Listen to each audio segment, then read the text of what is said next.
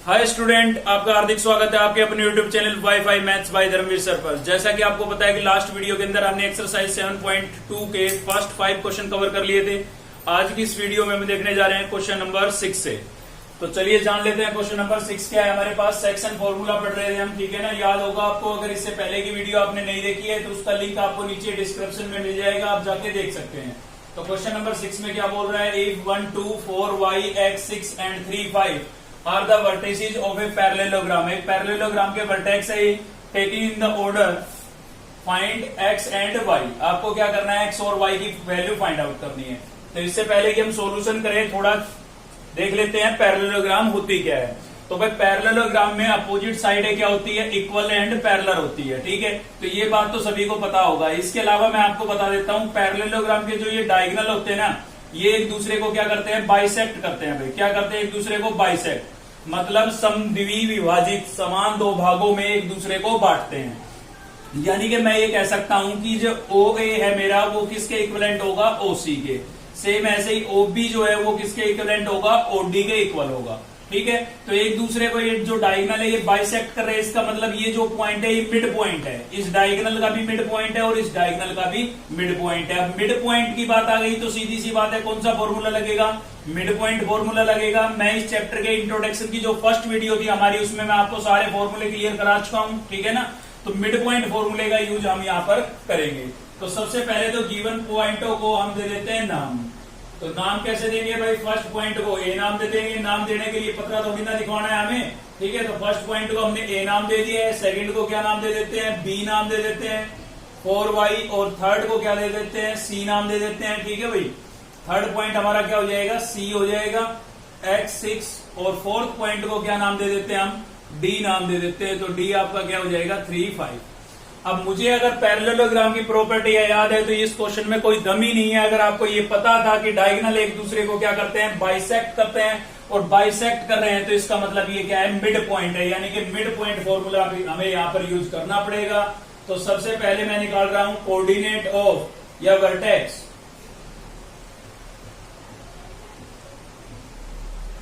Vertex of point D, sorry point O, point O. O point के coordinate निकाल रहे हैं हम। इस ओ पॉइंट के कोऑर्डिनेट निकाल रहे हैं किस डायगोनल का यूज करके, एसी डायगोनल का यूज करके। तो यहां पर लिख देते हैं यूजिंग एसी डायगोनल, ठीक है भाई। क्लियर करना कंसेप्ट को। तो एसी डायगोनल का यूज करके हम ओ पॉइंट के कोऑर्डिनेट निकाल रहे हैं, क्योंकि हमें पता है कि ये जो डायगोनल है ये इस पॉइंट पर बाइसेक्ट हो रहा है। तो ये मिड पॉइंट हुआ ना भाई। बाइसेक्ट मतलब ये पार्ट और ये पार्ट इक्वल है, दोनों साइड इक्वल है, तो ये मिड पॉइंट हुआ, मध्य बिंदु हुआ इस डायगोनल का, ठीक है। तो एसी में अगर मैं मिड पॉइंट फॉर्मूला लगा देता हूं तो मेरे पास ओ पॉइंट के कोऑर्डिनेट आ जाएंगे। तो चलिए लगाते हैं मिड पॉइंट फॉर्मूला। क्या होता है भाई, x1 plus x2 divided by 2 और y1 plus y2 divided by 2, ठीक है। तो ये आपका जो है ना मिड पॉइंट फॉर्मूला होता है। चलिए इसको लगा देते हैं। तो किसमें लगा रहे हैं, एसी में, ठीक है। तो ए कहां पर है आपके पास, ये ए रहा, और सी कहां पर है, ये सी रहा। तो ये आपका क्या हो जाएगा, x1 और ये क्या होगा, y1। सेम ऐसे ये x2 और ये y2। चलिए वैल्यू रिप्लेस करते हैं। तो x1 की वैल्यू कितनी है मेरे पास, 1 प्लस x2 की वैल्यू कितनी है भाई, x है, और डिवाइडेड बाई कितना लिखेंगे, 2, ठीक है ना। Next y1 plus y2, y1 आपका कितना है, 2 प्लस y2 कितना होगा, 6, और डिवाइडेड बाई क्या हो जाएगा, 2। देखिए ए पॉइंट के जो कोऑर्डिनेट होंगे वो x1 y1 होंगे, और सी पॉइंट के जो कोऑर्डिनेट होंगे वो x2 y2 हो जाएंगे, ठीक है। तो ये हमने ओ पॉइंट के कोऑर्डिनेट निकाल लिए हैं। थोड़ा सा सिंप्लीफाई कर लेते हैं इसको जितना हो रहा है। तो 1 में तो x को मैं ऐड कर नहीं सकता, इसलिए मुझे 1 प्लस x ही लिखना पड़ेगा इसको। लेकिन 2 में 6 को मैं ऐड कर सकता हूं, तो 8/2 नहीं हो जाएगा, ये कैंसिल हो रहा है, तो कैंसिल भी कर सकते हैं आप 4 पर। तो फाइनल कोऑर्डिनेट आपके पास क्या आ गए, 1 प्लस x डिवाइडेड बाई 2, और आपके पास क्या आया, 4। तो ये हमने ओ पॉइंट के कोऑर्डिनेट निकाल लिए एसी डायगोनल का यूज करके। अब आ जाते हैं दोबारा से फिगर पर। तो आप देख सकते हैं ये बीडी डायगोनल है, ये भी ओ पॉइंट पर बाइसेक्ट हो रहा है, मतलब ये ओ पॉइंट जो है वो बीडी का भी क्या है, मिड पॉइंट है। तो अगर मैं बीडी का यूज करके ओ पॉइंट के कोऑर्डिनेट निकालता हूं तो भी मुझे क्या लगाना पड़ेगा, मिड पॉइंट फॉर्मूला लगाना पड़ेगा। तो चलिए वर्टेक्स निकाल रहे हैं हम ओ पॉइंट ओ, लेकिन अब की बार किसका यूज करेंगे, यूजिंग बीडी डायगोनल, ठीक है, बीडी डायगोनल का यूज करके निकालेंगे। तो मिड पॉइंट फॉर्मूला तो सेम ही होता है, क्या होता है आपका x1 plus x2 divided by 2 और y1 plus y2 divided by 2। तो ये फॉर्मूला हम यहां पर अप्लाई करेंगे। चलिए वैल्यू रखते हैं। तो यहां पर आपको बी पॉइंट दिखाई दे रहा है, यानी कि बी पॉइंट के कोऑर्डिनेट तो आपके क्या होंगे x1 y1 और डी पॉइंट के कोऑर्डिनेट क्या होंगे x2 y2 होंगे। चलिए इनकी वैल्यू रिप्लेस करते हैं। तो x1 आपके पास क्या हो जाएगा भाई, x1 हो जाएगा आपका 4 प्लस y1 क्या हो जाएगा, y1 हो जाएगा सॉरी x2 कितना हो जाएगा 3 और डिवाइडेड बाई 2। x1 और x2 की वैल्यू रख दी है मैंने, अपॉन में 2 था। y1 आपका क्या है, y है, बीच में कोमा लगाएंगे, ठीक है। और y2 आपके पास कितना है 5, क्योंकि बी डी डायगोनल का यूज करके निकाल रहे हैं ना। तो बी पॉइंट के जो कोऑर्डिनेट होंगे वो x1 y1 और डी के जो होंगे वो x2 y2। तो मैंने उनकी वैल्यू रिप्लेस कर दी है। इसको मैं सिंप्लीफाई कर लेता हूं। 4 प्लस 3 कितना हो जाएगा 7/2 और y में मैं 5 को ऐड कर नहीं सकता हूं, ठीक है ना, नंबर और अल्फाबेट है ये। तो ये आ गई। अब देखिए क्या है कि यहां पर ये क्या है आपका O पॉइंट के कोऑर्डिनेट है, ये भी क्या है O पॉइंट के कोऑर्डिनेट है। जब एक ही पॉइंट के कोऑर्डिनेट है तो इक्वल होंगे। ये थोड़ी ना हो सकता है जैसे O पॉइंट के अपने कोऑर्डिनेट इसका यूज करके निकाला फिर इसका यूज करके निकाला तो कोऑर्डिनेट अलग अलग आएंगे, बिल्कुल नहीं आएंगे। कोई भी एक पॉइंट होता है उसके कोऑर्डिनेट सेम होते हैं, इक्वल होते हैं, आप चाहे कैसे भी निकालिए, ठीक है ना। तो ये ए पॉइंट के कोऑर्डिनेट है, ये भी ए पॉइंट के कोऑर्डिनेट है, तो क्या होने चाहिए, इक्वल होने चाहिए। तो एक्स कोऑर्डिनेट एक्स के इक्वल होगा और वाई कोऑर्डिनेट वाई के इक्वल होगा। तो एक्स कोऑर्डिनेट क्या आया था यहाँ पर हमारे पास, एक्स कोऑर्डिनेट हमारा आया था यहाँ पर 1 प्लस x/2, ठीक है, ये एक्स कोऑर्डिनेट। और यहाँ पर एक्स कोऑर्डिनेट कितना आया 7/2। दोनों क्या होने चाहिए, इक्वल होने चाहिए, क्योंकि पॉइंट तो ओ ही है, सेम पॉइंट के कोऑर्डिनेट है तो इक्वल तो होंगे ही। तो मैंने इक्वल रख दिया है। अब मुझे यहाँ से x की वैल्यू निकालनी है भाई। 2 यहाँ पर डिवाइड हो रहा है, इधर भेज देंगे तो क्या हो जाएगा, मल्टीप्लाई हो जाएगा। क्लियर है। तो 2 से 2 हमारा क्या हो गया, cancel. 1 plus x equals to कितना हो गया 7 प्लस का 1 है, इधर जाएगा किसका हो जाएगा माइनस का। तो x इक्वल्स टू आपके पास कितना आ गया है 6 आ गया है। चलिए x की वैल्यू तो आ गई। अब निकालेंगे y की वैल्यू निकालेंगे। तो यहां से y कोऑर्डिनेट और यहां से y कोऑर्डिनेट क्या होगा, इक्वल होगा, क्योंकि दोनों O पॉइंट के कोऑर्डिनेट हैं, ठीक है ना। तो यहां से क्या होगा आपका 4 इक्वल होगा किसके, यहां पर कितना है भाई y प्लस 5 डिवाइडेड बाई 2। तो मुझे यहां से y की वैल्यू निकालनी है तो मुझे y को अकेला करना पड़ेगा। उसके लिए पहले मैं 2 को इधर लेके आऊंगा। 2 यहां पर डिवाइड हो रहा है तो इधर आके क्या होगा, मल्टीप्लाई होगा। और इक्वल्स टू में क्या बचा भाई y प्लस 5। 2 4 जा कितना हो गया 8 प्लस का 5 इधर आएगा किसका हो जाएगा माइनस का। तो y की वैल्यू आपके पास कितनी आ गई है, 8 में से 5 को माइनस करेंगे कितना बचेगा 3, ठीक है। तो ये आपके पास y की वैल्यू आ गई, ये क्या हो जाएगा आंसर हो जाएगा। तो प्रॉपर्टी आपको क्लियर होनी चाहिए। याद रखें आप, पैरेललोग्राम में opposite side equal and parallel तो होती है, साथ ही उसके जो डायगोनल होते हैं ना वो एक दूसरे को क्या करते हैं, बाइसेक्ट करते हैं। बाइसेक्ट करने का मतलब इक्वल 2 पार्ट्स में एक दूसरे को डिवाइड करते हैं, ठीक है। चलिए देखते हैं नेक्स्ट क्वेश्चन। तो नेक्स्ट है हमारा क्वेश्चन नंबर 7। क्या बोला गया है, थंबनेल पर बिल्कुल सही देखा है आपने, A to Z क्वेश्चन कराने वाला हूं मैं आपको, ठीक है। तो वीडियो अगर आपको अच्छी लग रही है तो फटाफट से लाइक कर दीजिए, सब्सक्राइब नहीं किया है तो सब्सक्राइब कर लीजिए चैनल को। Find the coordinate of a point A. आपको ए पॉइंट के कोऑर्डिनेट निकालने हैं, where A B is the diameter of a circle. A B जो है वो डायमीटर है सर्कल का, और साथ ही उस सेंटर इज 2-3, और सेंटर कितना है 2-3 है। बी पॉइंट के कोऑर्डिनेट आपको गिवन है, तो आपको क्या करना है, ए के निकालने हैं।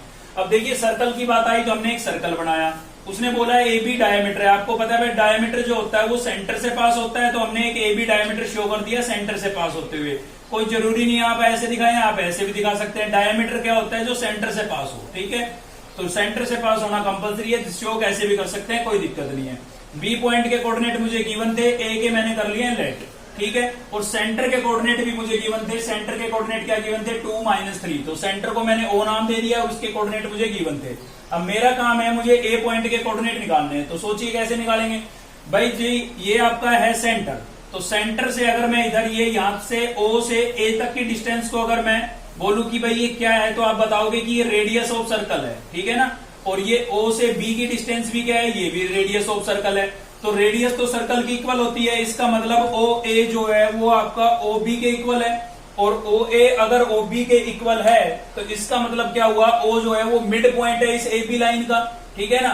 तो सीधी सी बात है, मिड पॉइंट फॉर्मूला लगेगा यहाँ पर। चलिए तो सबसे पहले तो लिख देते हैं गिवन को। गिवन क्या क्या है हमें गिवन है भाई ए बी क्या है, डायमीटर है, A B is a diameter of circle, diameter of circle, ठीक है। इसमें से ए पॉइंट के कोऑर्डिनेट हम कर रहे हैं लेट, तो लेट ए क्या लेट कर लिया एक्स वाई, ठीक है। बी पॉइंट के कोऑर्डिनेट हमें गिवन है, बी पॉइंट के कोऑर्डिनेट हमें क्या गिवन है 1 4, क्लियर। और साथ ही हम लेट कर लेते हैं लेट ओ, कोऑर्डिनेट भी लिख देते हैं। ओ के कोऑर्डिनेट क्या थे आपके पास, ओ के कोऑर्डिनेट थे 2 - 3, तो ओ 2 - 3 is a centre of circle, is a centre of circle.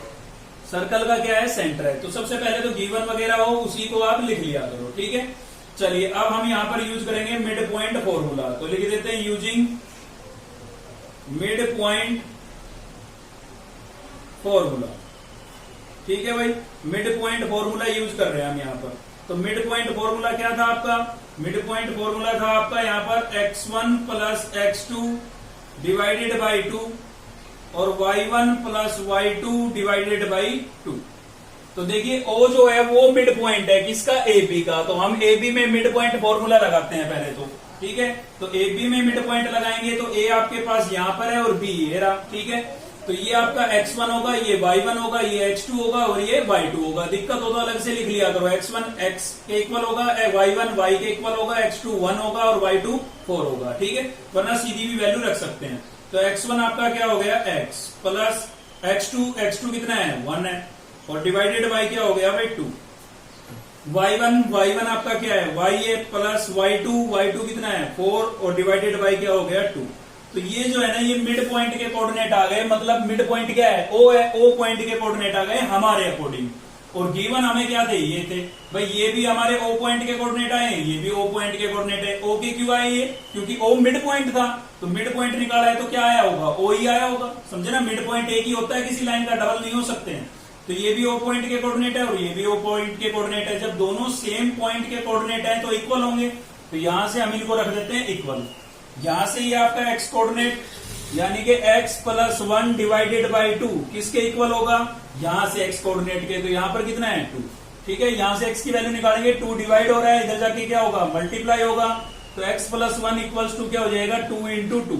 अब 2 × 2 आपके पास कितना होगा भाई 4 होगा। प्लस का 1 है, इधर जाएगा किसका हो जाएगा माइनस का, तो 4 - 1 हो जाएगा। आपके पास x की वैल्यू कितनी आ गई है 3 आ गई है। चलिए x की वैल्यू तो आ गई, अब निकालते हैं y की वैल्यू। तो y कोऑर्डिनेट यहां से y कोऑर्डिनेट और यहां से y कोऑर्डिनेट दोनों क्या होंगे इक्वल होंगे, क्योंकि सेम पॉइंट के कोऑर्डिनेट है। तो यहां से y + 4 अपॉन में 2 किसके इक्वल होगा आपका, ये होगा -3 के इक्वल। तो -3 लिख दिया मैंने। 2 यहां पर डिवाइड हो रहा है, उधर जाके क्या होगा मल्टीप्लाई होगा, तो -3 × 2 नहीं हो जाएगा। तो y + 4 इक्वल्स टू कितना हो गया -6। प्लस का 4 है, उधर जाएगा किसका हो जाएगा माइनस का 4 हो जाएगा। तो y की वैल्यू आपके पास कितनी आ गई है -10 आ गई है, ठीक है भाई।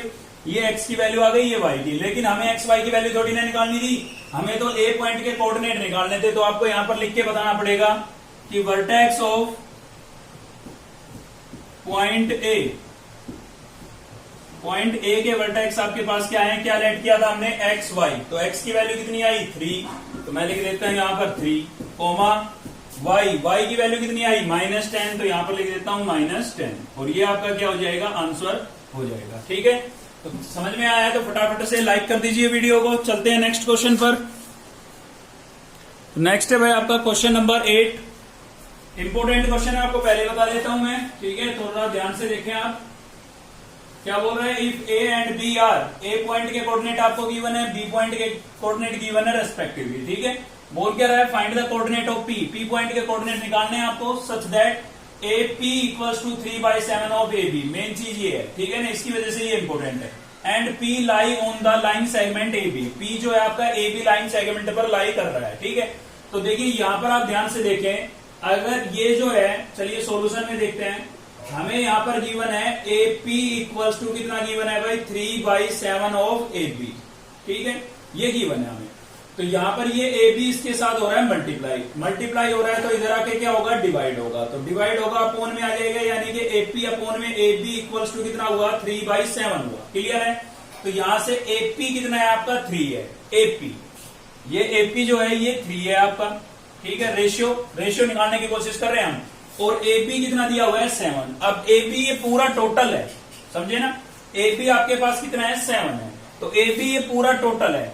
रेशियो अगर हमें चाहिए तो हमें केवल बी पी की वैल्यू चाहिए, ठीक है, बी से पी तक की वैल्यू इतनी चाहिए हमें रेशियो अगर चाहिए तो एपी अगर आपका 3 है और ए बी पूरा टोटल कितना है 7, तो 7 में से इस 3 को मैं माइनस कर देता हूं तो कितना बचता है मेरे पास 4 बचता है, यानी कि इसकी वैल्यू कितनी हुई 4 हुई।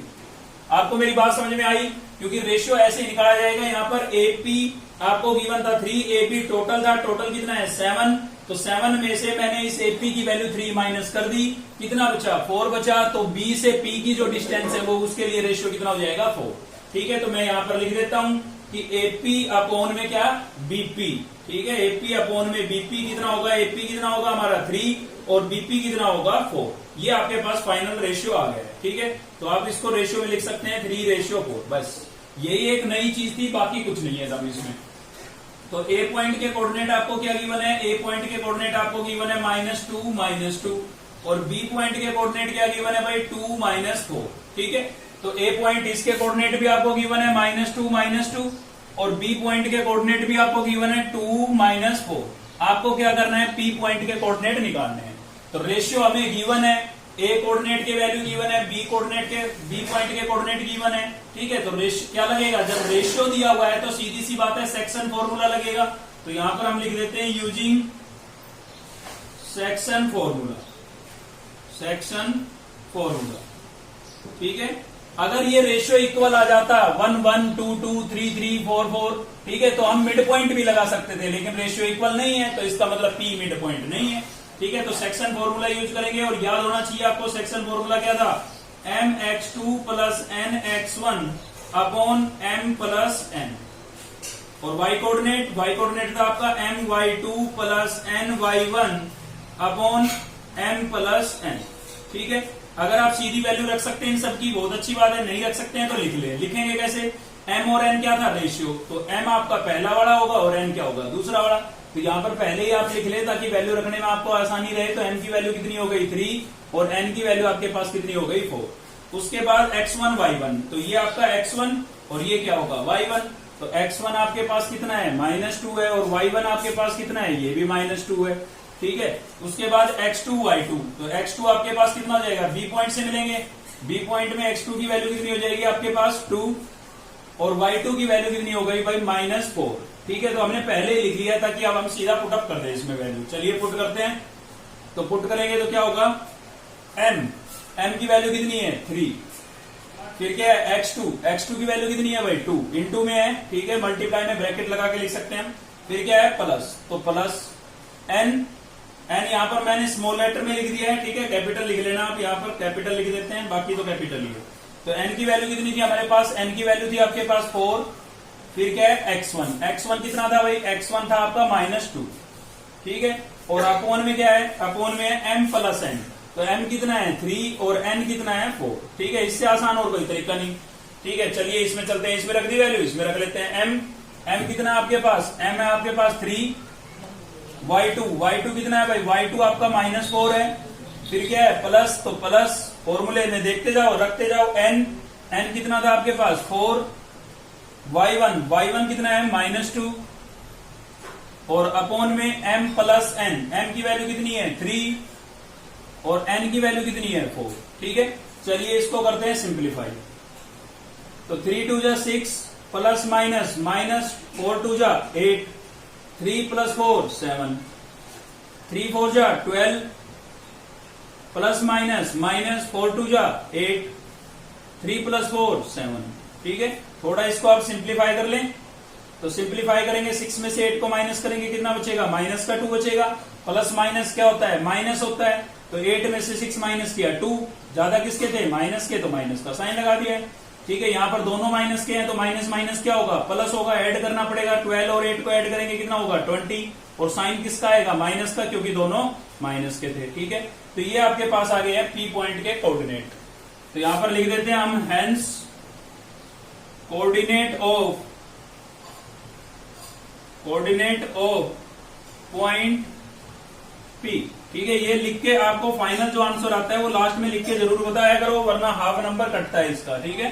तो कितना होगा -2/7 और कितना आया हमारे पास -20/7, ठीक है, तो ये आपका क्या हो जाएगा भाई, आंसर हो जाएगा। अगर आप चैनल पर बने रहते हैं तो फुल मार्क्स की गारंटी है, आपको 100 आउट ऑफ 100 मिलने वाले हैं। ठीक है, चलिए देखते हैं नेक्स्ट क्वेश्चन।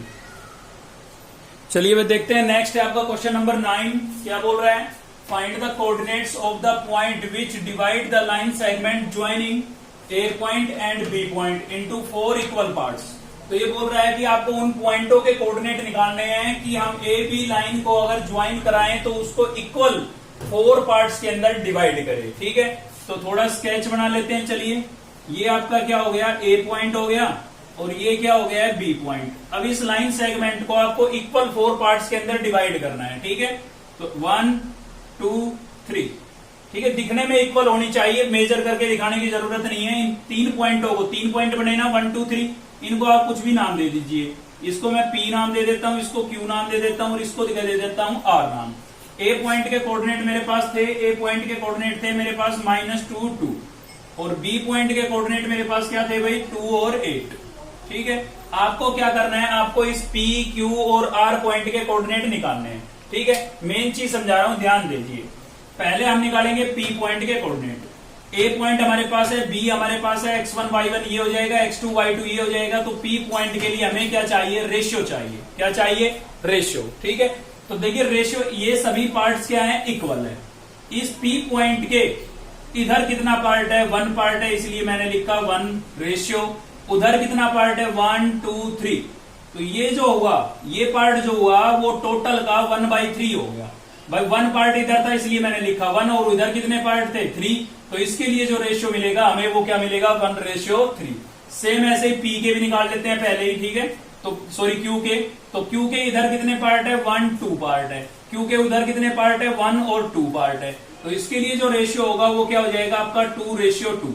अब देखिए रेशियो इक्वल आ गया ना, तो ये इसका मतलब क्या है, मिड पॉइंट है। तो आप इसमें मिड पॉइंट फॉर्मूला भी लगा सकते हैं और सेक्शन लगा देते हैं तो भी गलत नहीं होगा, आंसर सेम आएगा। ठीक है, ऐसे हम निकालेंगे R पॉइंट के कोऑर्डिनेट। तो R पॉइंट के कोऑर्डिनेट निकालने हैं तो R के इधर कितना पार्ट है, 1 2 3 3 है, तो मैंने लिख दिया 3। रेशियो उधर कितना है, 1 है, तो 3:1। ठीक है, नई चीज यही थी, अब तो आप खुद से कर सकते हैं, फिर भी मैं आपको P पॉइंट के कोऑर्डिनेट निकाल के दिखाता हूं। ठीक है, सेम ऐसे ही आपको Q और R के निकाल लेने हैं। Q में आप मिड पॉइंट भी लगा सकते हैं, सेक्शन फॉर्मूला भी लगा सकते हैं। R में आपको सेक्शन ही लगाना पड़ेगा क्योंकि रेशियो डिफरेंट है। ठीक है भाई, तो चलिए देखते हैं सोल्यूशन। तो A पॉइंट के कोऑर्डिनेट आपको क्या गिवन है, -2 2। ठीक है, गिवन लिख रहे हैं पहले हम। जब तक मैं गिवन लिखता हूं तब तक आप वीडियो को लाइक कर दीजिए फटाफट। A पॉइंट का कोऑर्डिनेट क्या हो गया, -2 2। B पॉइंट के कोऑर्डिनेट क्या हो गए, 2 8। तो रेशियो जो होगा हमारा, टू फाइंड, लिख देते हैं यहां पर, टू फाइंड कोऑर्डिनेट ऑफ, ये तो बताना पड़ेगा ना, एग्जामिनर को कैसे पता लगेगा कि आप किस पॉइंट के कोऑर्डिनेट निकाल रहे हैं। ठीक है, तो पॉइंट P के कोऑर्डिनेट निकाल रहे हैं और P पॉइंट के लिए जो हमारा रेशियो होगा वो कितना होगा, 1:3 होगा। अब सभी की लिख लें आप वैल्यू। तो रेशियो में जो फर्स्ट होती है वो किसकी वैल्यू होती है, M की। तो M कितना हो गया आपका 1 और N कितना हो गया 3। ठीक है, फिर लिख लें आप x1। x1 आपके पास कितना है, -2 और y1 कितना है, 2 है।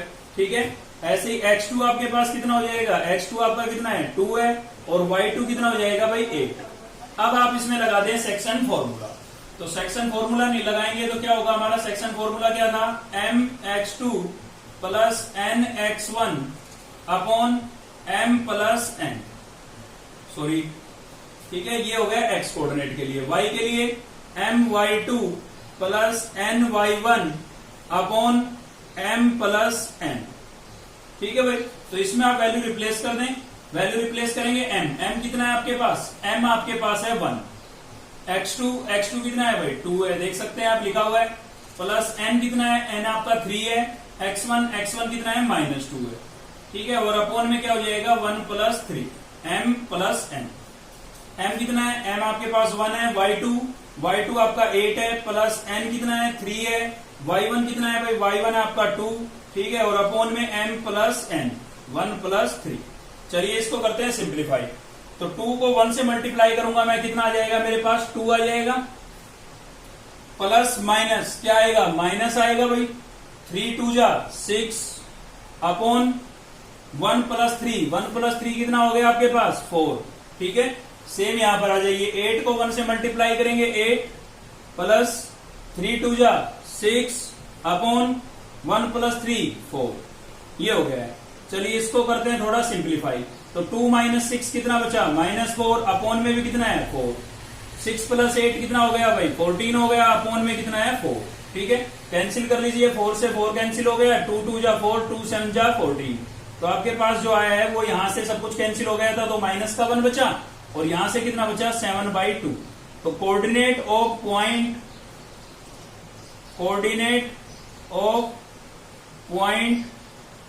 P कितना आया हमारे पास -1 7/2। तो ये आपका P पॉइंट के लिए आंसर हो जाएगा। सेम इसी प्रकार से आपको Q पॉइंट के कोऑर्डिनेट निकालने हैं और R पॉइंट के निकालने हैं। ठीक है, ये आपके लिए होमवर्क होगा, क्योंकि सेम चीजें आप कर सकते हैं, इतना तो मैंने आपको समझा दिया है। बिल्कुल मुझे विश्वास है आप लोग कर सकते हैं, तो आप कर सकते हैं। ठीक है ना, तो ये ध्यान रखना कि x1 y1 आपका सेम रहेगा, x2 y2 भी सेम रहेगा, मतलब ये x1 ये y1 रहेगा, चाहे आप Q निकाले चाहे R निकाले, और ये x2 ये y2 रहेगा। ठीक है ना, बस रेशियो चेंज होगा, Q निकालेंगे तो रेशियो यूज करेंगे 2:2, और आप मिड पॉइंट फॉर्मूला भी यूज कर सकते हैं Q के लिए, क्योंकि रेशियो इक्वल है। R निकालेंगे तो रेशियो यूज करेंगे 3:1, x1 y1 और x2 y2 की वैल्यू क्या लेंगे, सेम लेंगे। ठीक है, तो आप इसको खुद से ट्राई करें आगे। P पॉइंट मैंने निकलवा दिया है, Q और R के पॉइंट के कोऑर्डिनेट आपको निकालने हैं। चलिए मैं आपको कराता हूं नेक्स्ट क्वेश्चन। तो देखते हैं क्वेश्चन नंबर 10 और एक्सरसाइज का लास्ट क्वेश्चन है ये, इसके साथ आपकी एक्सरसाइज कंप्लीट हो जाएगी। ठीक है, तो क्या बोला है, find the area of a rhombus. आपको रोम्बस का एरिया निकालना है। ठीक है, तो रोम्बस से आपको याद आया होगा स्क्वायर और रोम्बस लगभग एक जैसे होते हैं, तो दोनों में क्या डिफरेंस होता है, स्क्वायर के अंदर ईच एंगल 90 डिग्री के होते हैं, जबकि रोम्बस में ऐसा नहीं होता है। ठीक है, और साथ ही आपको एक डिफरेंस और बता देता हूं कि स्क्वायर जो होता है ना, स्क्वायर उसके अंदर डायगोनल इक्वल होते हैं, रोम्बस में डायगोनल इक्वल नहीं होते हैं। ठीक है ना, तो आपको एक रोम्बस के चारों पॉइंटों के कोऑर्डिनेट आपको गिवन है taking in the order. Taking in the order का मतलब ये है कि आपको ऑर्डर में ही लेना है, ऐसा नहीं है कि चेंज कर दें कि फर्स्ट पॉइंट यहां पर ले लिया तो यहां सेकंड आएगा, यहां थर्ड आएगा, और यहां तक क्या आएगा, फोर्थ आएगा। थोड़ा डिस्टर्बेंस हो रहा था बेटा, इसलिए वीडियो पॉज करनी पड़ी। अब देखते हैं सॉल्यूशन इसका।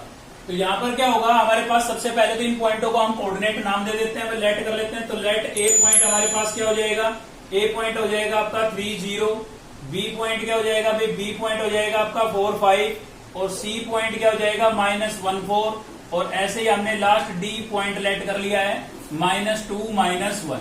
ठीक है, तो आपको क्या करना है, इस रोम्बस का एरिया निकालना है। तो उसके लिए फॉर्मूला याद रखें आप भाई, एरिया ऑफ रोम्बस क्या होता है, 1/2 प्रोडक्ट ऑफ डायगोनल।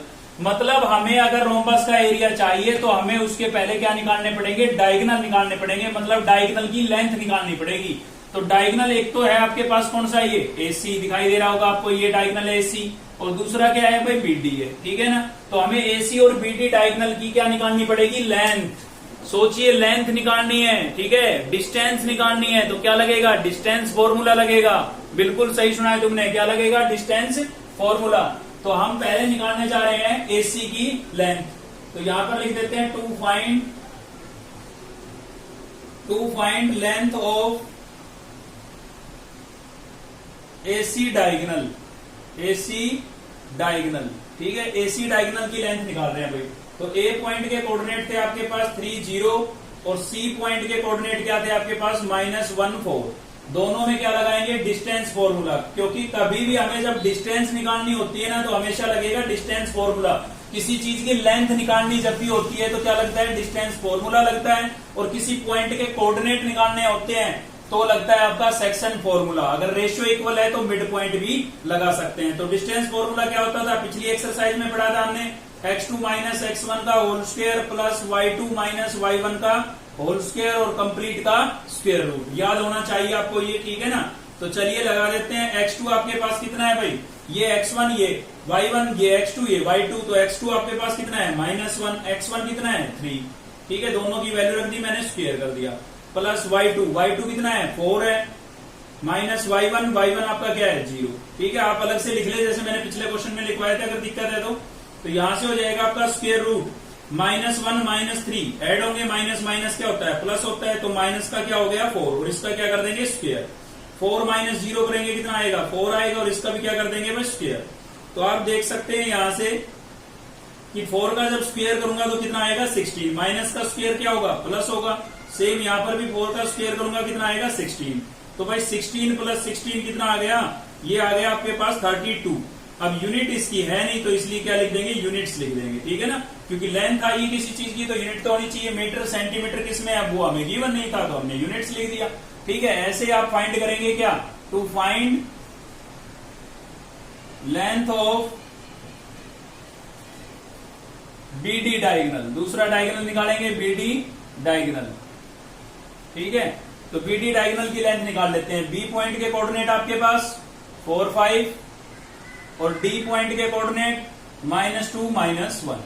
तो चलिए BD की लेंथ निकाल रहे हैं तो क्या लगाएंगे, ये इसमें भी डिस्टेंस फॉर्मूला ही लगाएंगे, ठीक है। फॉर्मूला आप यहीं पर देख लें, क्या लिखा हुआ है, x2। तो ये आपका x1 है, ये y1 है, ये x2 है, ये y2 है। तो x2 कितना है, -2 माइनस फिर क्या लिखा है x1, x1 कितना है 4 और इसका क्या कर दूंगा स्क्वायर। फिर है आपके पास y2, y2 कितना है भाई -1 है और y1 कितना है 5 और इसका क्या कर दूंगा स्क्वायर। बस वैल्यू थोड़ा ध्यान से रखना, ठीक है ना। तो -2 -4 कितना हो जाएगा, -6 और इसका क्या कर देंगे स्क्वायर। -1 -5 कितना हो गया, -6 और इसका भी क्या कर देंगे स्क्वायर, ठीक है। तो आप देख सकते हैं भाई 6 का स्क्वायर क्या होगा, 36 होगा, ठीक है। 6 का स्क्वायर 36 और माइनस का स्क्वायर करेंगे तो माइनस मल्टीप्लाई माइनस, पर माइनस का स्क्वायर का मतलब क्या है, माइनस मल्टीप्लाई माइनस, और माइनस मल्टीप्लाई माइनस क्या होता है, प्लस होता है। प्लस का साइन लगाना जरूरी नहीं होता, ठीक है ना। ऐसे यहाँ पर 6 का स्क्वायर कितना हो जाएगा 36, 36 प्लस 36 कितना हो गया 72 यूनिट्स। क्लियर है। तो ये हमारे पास दोनों डायगोनल आ गए हैं। अब हम ये फॉर्मूला अप्लाई कर सकते हैं। तो एरिया ऑफ रोम्बस क्या होता है, 1/2 प्रोडक्ट ऑफ डायगोनल। तो 1/2 पहला डायगोनल कितना है आपके पास 32 यूनिट्स, √32 इंटू में दूसरा डायगोनल कितना आया भाई 72। तो यहां पर हम लिख देते हैं 72, ठीक है। अब और हमें इसको थोड़ा सिंप्लीफाई करना है। तो देखिए जैसे आपका ये 32 है तो 32 को आप ऐसे दो पार्ट्स में डिवाइड करके लिखें जिनमें से एक का परफेक्ट स्क्वायर रूट हो, ठीक है। तो आप देखें कि मैं 32 को 16 इंटू 2 लिख सकता हूं भाई। 16 2 जा कितना होता है 32 होता है। तो ऐसे क्यों लिख रहा हूं भाई, 4 इंटू 8 क्यों नहीं लिखा, वो भी तो 32 होता है, क्योंकि इसमें 16 का क्या होगा स्क्वायर रूट होगा। अगर मैं यहाँ पर 4 इंटू 8 लिखता हूं तो 4 का चलो हो जाएगा, लेकिन जब इससे बड़ी चीज है हमारे पास तो हम छोटी क्यों लिखें। क्लियर है ना। तो इसको मैं 32 को कैसे लिख देता हूं 16 इंटू 2। क्लियर है भाई। सेम ऐसे ही 72 को मैं क्या लिख सकता हूं 36 इंटू 2 लिख सकता हूं। अगर आपको ऐसे समस्या है तो आप इनके प्राइम फैक्टर निकाल लें और पेयर में से एक को बाहर निकाल लें, तब भी हो जाएगा, ठीक है ना।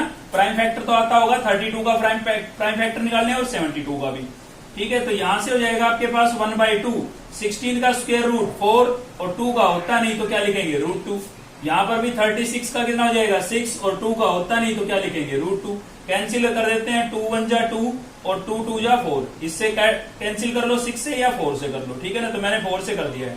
तो देखिए 2 6 जा 12, क्योंकि दोनों पर रूट नहीं था तो मल्टीप्लाई कर सकता था मैं, ना तो इस 2 पर रूट था ना इस 6 पर, इन दोनों पर रूट है।